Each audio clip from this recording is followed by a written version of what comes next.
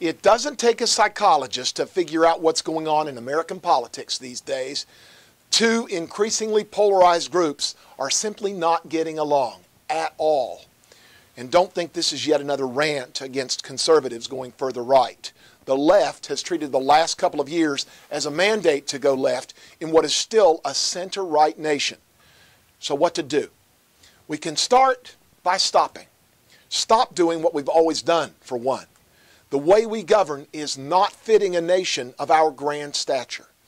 I have never heard so much disagreement, all while clear needs and areas of agreement abound.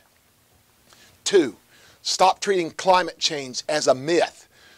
Good conservatives should abandon leaders who take this settled issue and kick it like a political football. And progressives should stop shouting about the end of days.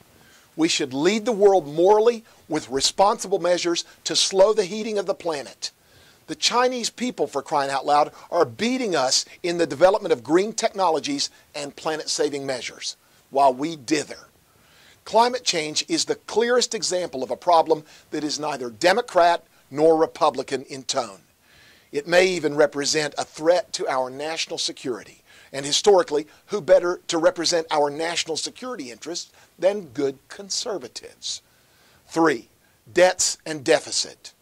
Progressives and conservatives alike have participated in a vast overreach of government and government resources.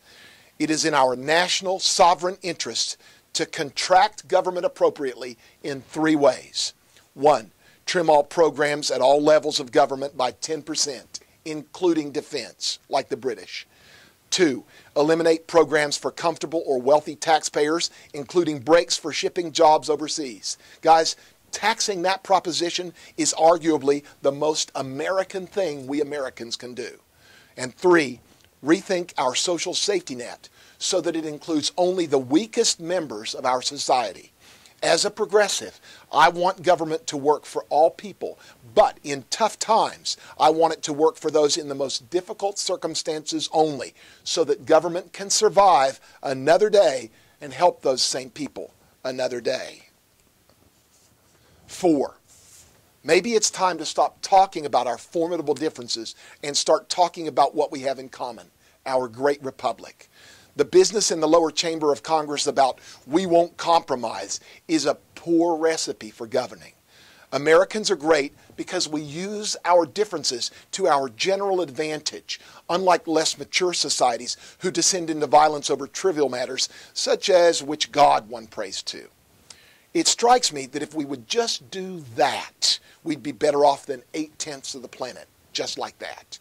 So to start, I too will stop.